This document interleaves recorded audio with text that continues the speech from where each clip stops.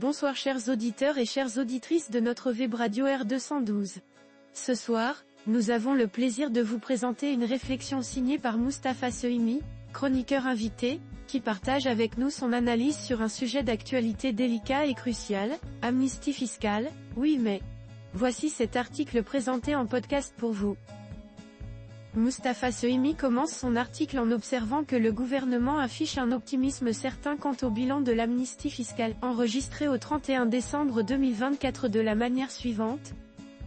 Le gouvernement cède volontiers à l'optimisme à propos du bilan de l'amnistie fiscale, enregistré au 31 décembre 2024.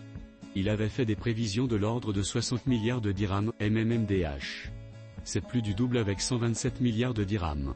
Mais par-delà ce chiffre, bien des interrogations subsistent. Le chroniqueur invité poursuit en expliquant que, baptisée régularisation volontaire, cette amnistie se traduit par une taxation libératoire de 5% sur les avoirs en espèces, les biens immobiliers et les apports des associés en compte courant. Les indications disponibles déclinent le cash autour de 85 milliards de dirhams et de 40 milliards de dirhams pour le reste. Pour le Trésor, cela fait une recette de 6 milliards de dirhams. Une ressource bienvenue au moment où les finances publiques accusent de grandes charges pour 2025 et que le déficit budgétaire, de 4,3% en 2023 et de 4% en 2024, doit être réduit à 3,5% en 2025. Ensuite, notre politicien aborde la problématique du cash, en étudiant les implications de cette nouvelle rentrée fiscale ainsi. La problématique du cash, cela dit, au-delà de cette nouvelle rentrée fiscale, quelle est la politique poursuivie par le gouvernement ? Cette injection d'espèces dans l'économie formelle arrange les banques qui pâtissent d'un découvert pratiquement permanent de liquidités. Selon une évaluation d'un organisme spécialisé, en l'occurrence Attijari Global Ruzrak, AGR, ce déficit tourne autour de 140 milliards de dirhams. Or, selon les chiffres de Banque Al Maghrib qui suit cette question de manière sourcilleuse, le cash est environ de 425 milliards de dirhams. Si bien qu'aujourd'hui, après les 85 milliards de dirhams désormais régularisés, soit 20% du total, il reste encore 340 milliards de dirhams dans la nature, si l'on se dit. Comment évaluer donc cette opération ? L'objectif est d'abord d'améliorer la relation entre l'administration fiscale et les contribuables. Il est vrai qu'il y a en la matière bien des insuffisances. À cela, il faut ajouter une préoccupation plus conjoncturelle liée à l'amélioration de la situation des finances publiques. Le montant moyen par déclaration a été de 3 millions de dirhams, milliards de dirhams, est comparable à celui de l'amnistie de 2020 et le double de celui de 2014. À noter la part élevée des actifs réels, biens immobiliers et financiers respectivement de 40%. Notre professeur apporte une nouvelle dimension à son discours en discutant du mode de pilotage de cette amnistie fiscale de cette manière. Une autre interrogation regarde le mode de pilotage de cette amnistie fiscale.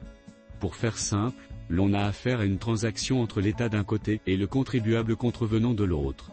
Elle se veut volontaire puisque ce dernier peut y souscrire en étant plus susceptible de poursuite par l'office d'échange pour infraction à la réglementation en vigueur. Ce faisant, c'est pour lui un autre avantage, celui de consolider une certaine stabilité patrimoniale, liquidité et biens, et de continuer à disposer ainsi des avoirs déclarés. Il reste que le débat rebondit sur l'équité que génère ou pas l'amnistie. N'y a-t-il pas quelques traitements différenciés, discrimination même entre les contrevenants et les contribuables, qui respectent la réglementation fiscale applicable ? Par ailleurs, cela pose le problème de l'efficacité du dispositif de contrôle d'échange. Il y a eu en effet 3 amnisties durant la décennie écoulée, celle du cabinet Benkiran en 2014 avec une contribution libératoire de 10% avec un rapatriement de 28 milliards de dirhams, celle de son successeur, El Othmani en 2020 qui a porté sur un montant global de 6 milliards de dirhams, et celle de ce gouvernement Hakanouch avec 125 milliards de dirhams. La politique fiscale n'a-t-elle pas d'autre gouvernance que de décider de lois d'amnistie récurrentes ? L'économie informelle va-t-elle se réduire ? Les prévisionnistes en doutent. Certains avancent même qu'elle va rebondir et se redéployer. Faut-il considérer alors que c'est un trait structurant de l'économie nationale et qu'elle est installée durablement dans les circuits ? Enfin, Moustapha Sehimi conclut son article en insistant sur la nécessité d'une communication adaptée et d'une réforme globale de la réglementation en ces termes. Une réforme de normalisation, une communication appropriée est utile pour contenir et réduire ce phénomène. La confiance à rétablir entre l'administration fiscale et le contribuable ? Oui, bien entendu, et elle prendra du temps. Mais également ceci, la croyance que la législation fiscale est équitable et transparente, qu'elle n'est pas variable mais au contraire stabilisée, prévisible et donc sécurisante, et que l'impôt est une contribution citoyenne aux charges publiques comme le précise l'article 39 de la Constitution.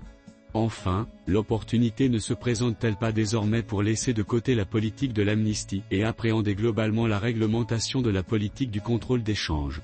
L'évolution à retenir, entre autres, pourrait être celle d'une réforme et d'une accélération du processus de libéralisation en la matière.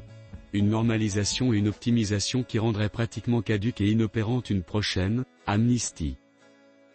Chers auditeurs de la Web Radio R212, merci d'avoir pris le temps d'écouter ce podcast et de partager avec nous ce moment d'analyse et de réflexion. Votre présence est notre plus belle récompense. À très bientôt sur R212 pour d'autres contenus enrichissants. Avec toute notre gratitude, l'équipe de R212.